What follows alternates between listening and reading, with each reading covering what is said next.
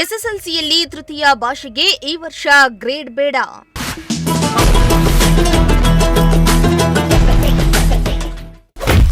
ಅಂಕವನ್ನೇ ನೀಡಿ ಎಂದು ಹೈಕೋರ್ಟ್ ಮಹತ್ವದ ಆದೇಶ.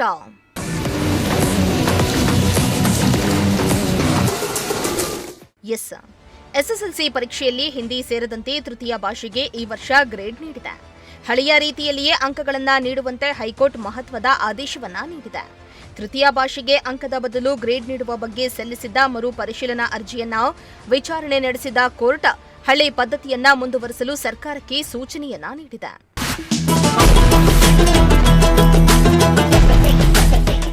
ಎಸ್ಎಸ್ಎಲ್ಸಿ ಪರೀಕ್ಷೆ ಆರಂಭದಲ್ಲಿಯೇ ಇನ್ಮುಂದೆ ಹಿಂದಿ ಭಾಷೆಗೆ ಅಂಕಗಳ ಬದಲಿಗೆ ಗ್ರೇಡ್ ನೀಡಲು ನಿರ್ಧರಿಸುವುದಾಗಿ ಶಿಕ್ಷಣ ಸಚಿವ ಮಧು ಬಂಗಾರಪ್ಪ ಘೋಷಿಸಿದರು. ಇನ್ನು ಈ ವಿಚಾರಕ್ಕೆ ಸಂಬಂಧಿಸಿದಂತೆ ತೃತೀಯ ಭಾಷೆ ವಿಷಯಗಳಿಗೆ ಗ್ರೇಡ್ ಬದಲಿಗೆ ಅಂಕಗಳನ್ನು ನೀಡುವಂತೆ ಹೈಕೋರ್ಟ್ ಸೂಚನೆಯನ್ನ ನೀಡಿದ್ರು. ಮರುಪರಿಶೀಲನಾ ಅರ್ಜಿ ಸಲ್ಲಿಸಿದ ರಾಜ್ಯ ಸರ್ಕಾರಕ್ಕೆ ಮತ್ತೆ ಹಿನ್ನಡೆಯಾಗಿದೆ. ಈ ಸಂಬಂಧ ಹೈಕೋರ್ಟ್ನಲ್ಲಿ ಇಂದು ಅರ್ಜಿ ವಿಚಾರಣೆ ನಡೆದಿದ್ದು, ಅಂಕಗಳನ್ನೇ ನೀಡುವಂತೆ ಹೈಕೋರ್ಟ್ ಮಹತ್ವದ ಆದೇಶ ಹೊರಡಿಸಿದೆ.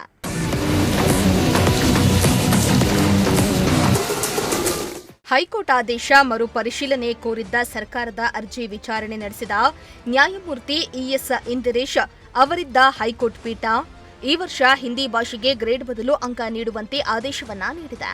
ಸರ್ಕಾರದ ಪರ ಅಡ್ವೊಕೇಟ್ ಜನರಲ್ ಶಶಿಕಿರಣ್ ಶೆಟ್ಟಿ ವಾದವನ್ನ ಮಂಡಿಸಿದ್ರು. ಆದರೆ ಹೈಕೋರ್ಟ್ ವಿಭಾಗೀಯ ಪೀಠದಲ್ಲಿ ಪಿಐಎಲ್ ಅರ್ಜಿ ವಜಾಗೊಂಡಿದೆ.